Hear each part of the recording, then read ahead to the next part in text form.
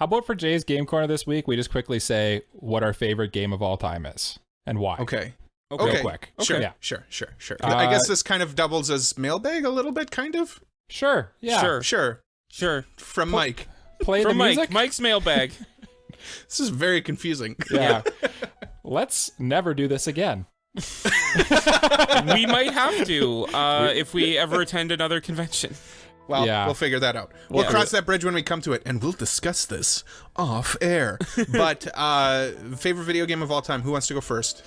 I'll go first. It's kind of a cop-out answer, though. Like, I feel like just saying Pokemon is kind of a cop-out answer, because I just all of them, you know what I mean? Like, I don't really have a favorite one of them. Yeah.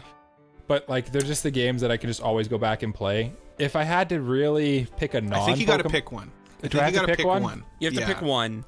Yeah. It can be like, you can pick, like, gold and silver, because they're basically the same game. Yeah, the same game. You know what? I'm gonna go with a really controversial take here. Mm-hmm. Probably Black and White and Black and White 2, like that generation. I think it's the best generation of Pokemon, even though it got a lot of hate when it came out. But like for nostalgia reasons, the answer is probably either Gold and Silver or Emerald. Yeah. But honestly, the best game, the one I enjoyed the most, is Black and White. Honestly, like, I used to be one of those people that didn't like Black and White, but I replayed it recently, maybe like a year ago, and I totally understand where you're coming from. It has probably the best story in the Pokemon series. Undeniably, I'd say. Yeah, the sprite work is phenomenal. Yeah, it's like just like the highlight, the peak of 2D sprites.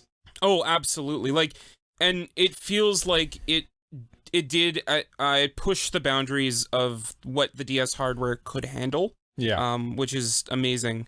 Yeah. I understand like that people don't like the designs of the Pokemon, but going back and knowing that the Pokemon like already exist because it's an older gen now, you kind of get over it. Yeah, exactly. You know? It's nice actually. I kind of have like a soft spot in my heart for sprites, honestly. Yeah, no, me too. Honestly, I mean, if they went... people like that art in general. Yeah. Like, I mean, I like that aesthetic. It's cool. Yeah.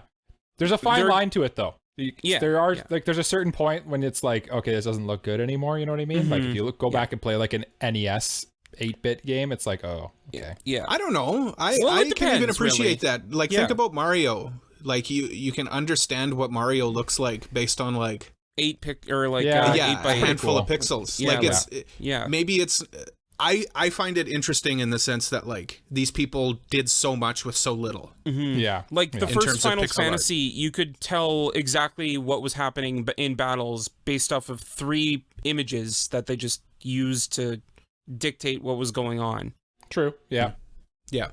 I would agree there is a fine line. Like yeah. Pong. Yeah.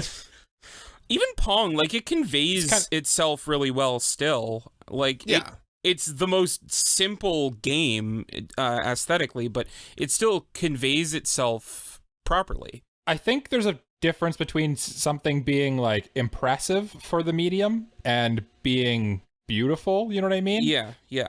So like I wouldn't say Mario looks beautiful, but I would say like Final Fantasy VI looks beautiful, if that makes if you know what I'm saying? Yeah. I'd say Mario didn't look... Oh, this is a controversial opinion, guys. I would say Mario didn't look beautiful until Super Mario World. I mean, Super Mario World's an amazing game. Which one's Super Mario World? All across the board. The Super Nintendo. SNES one. Oh, yes. Yeah. Super Nintendo was like the peak for... Yeah, honestly. For like pixel art. Yeah, I agree. Yeah. And they really pushed it towards the end of that console's life where they were like actually releasing 3D games. Yeah, and you can kind of tell that because all the games that are made in sprite art nowadays are harkening back to the SNES games. Yeah. Shovel Knight and stuff like that. Except way better still. But like they have like the look with of a modern Super technology, Nintendo. but they're trying to emulate that style, right? Yeah. Jay, what's your favorite game of all time? My favorite game of all time, we're going to stick with the Nintendo theme and talk about Zelda now.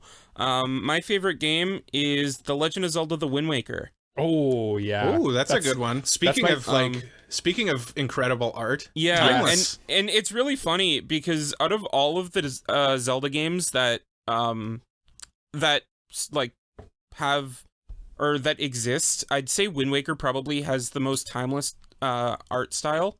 I'd agree. And graphics because of the way the characters are because of the way the characters Well, they didn't look. go for like a photorealistic look. They went for like an cartoony. animation look. Yeah. That's the cool thing with you that's what I've always thought about, like when they do the animated like cell shaded look is you're choosing to do a more simple look, like it's more stylized. So it looks so different from everything else that you really have nothing to compare it to, and it just ages really well. Yeah, exactly. I remember when Wind Waker actually came out and thinking, oh, this game looks silly. And a lot of people thought now it's like, I think it's one of the best looking Zelda games. Oh, absolutely. Obviously, it probably doesn't stand up to Breath of the Wild, but it still is a very impressive game, especially for its time. It holds its own. Yeah. Oh, no, it definitely does. It definitely does. Yeah. It's my personal favorite Zelda game. And I mean, just because I also like the story. I thought that the world of Hyrule, how it was underwater and exploring the world above the sea, was really neat. And how it's connected to Ocarina of Time. Like, Ganon is the same. Yeah, Ganon. It's the same Ganon. Spoilers, I guess.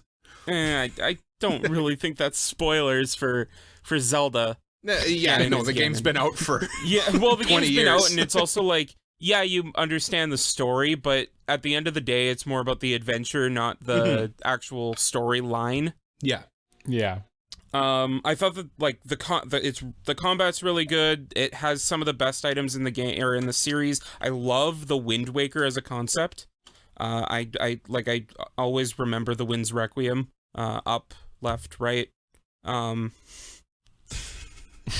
on. I don't know. I can go on about this game forever. Tetra's probably the best Zelda, period. Well, yeah. Not waifu. Like, if we're talking waifu, then Breath of the Wild or Twilight Princess Zelda. See, but here's my thing about timeless art style. Yeah. Twilight Princess and what was the other one where they did like Skyward Sword? Skyward Sword. Yeah.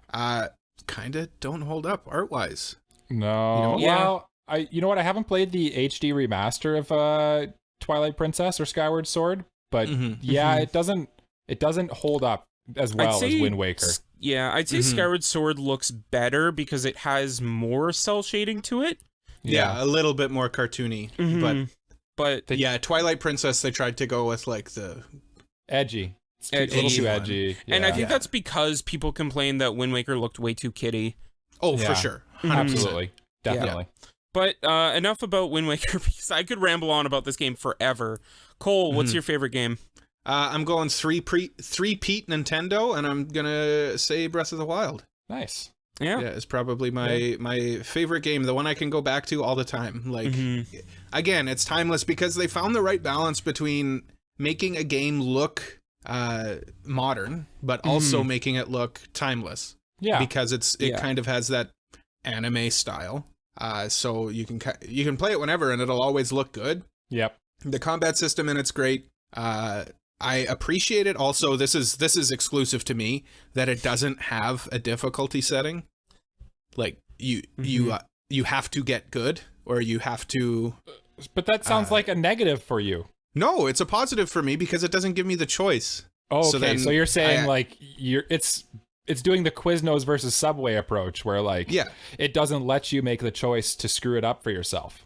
Yeah. So it's just I can pick it up whenever, and it's fun, and the combat is intuitive, and it also feels like a modern realization of what the original Zelda was trying to do, where it just kind of put you in a world and said go.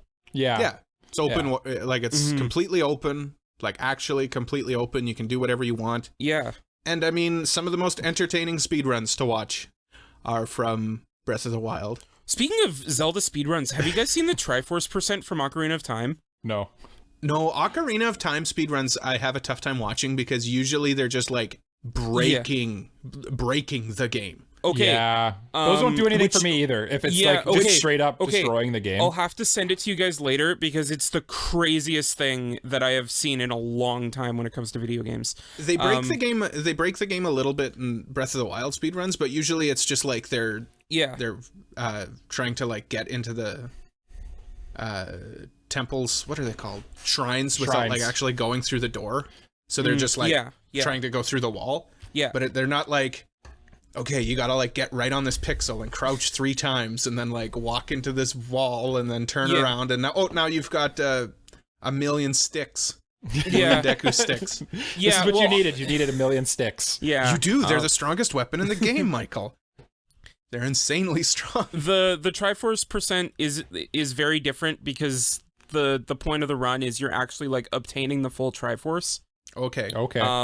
And essentially it's quote unquote DLC for Ocarina of Time, where they're using content from the game's code to make more content on the fly. Interesting. Okay. And it's just one big glitch. Have I ever told you guys, speaking of speedruns, have I ever told you guys about what one of my favorite things to watch on YouTube is? Speedruns? Speedruns, but specifically Star Wars Shadows of the Empire speedruns. Yeah? Are they good? I don't know why. Oh. Is it just nostalgia factor for you? I think it's just nostalgia for me. Yeah. You know what my favorite speedrun is? What? Wii Sports. Jay and I watched. How do you do that? Jay and I watched a Summoning Salt documentary on Wii Sports speedruns. Oh yeah, and the history of the world record for Wii Sports. Basically, there's like a few rules. You have to play like 3 holes of golf. You have to play a complete bowling game. Got to play a game of tennis. And what was the baseball? Full game of baseball, yeah, and boxing. You have to beat boxing and one guy in boxing. Yeah. It's quite interesting, actually. Yeah. No, honestly, it was very interesting. So it was really funny. I was over at Cole's place, and he puts it on. He's like, "Okay, watch this. I got to do some laundry." So while he's doing laundry, I'm just watching this documentary on Wii Sports. Oh yeah. I'm sorry. I had to do laundry. Yeah, you had laundry to do, Jay. What do you want? No, I get it. It was really funny because it was good. He Yeah. made me apologize profusely. Yeah. And also, the day of too. Yeah. It's like, how dare you? How dare you? How dare you? I How dare held you you up by the throat. Yeah. Yeah. Like that Naruto meme. Mm-hmm. Yeah, exactly. Yeah. Well, boys, what do you think? Should we go to our main topic for this week? I think we should take a quick break, actually.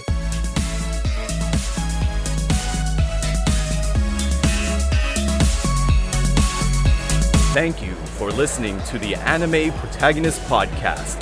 Bye-bye.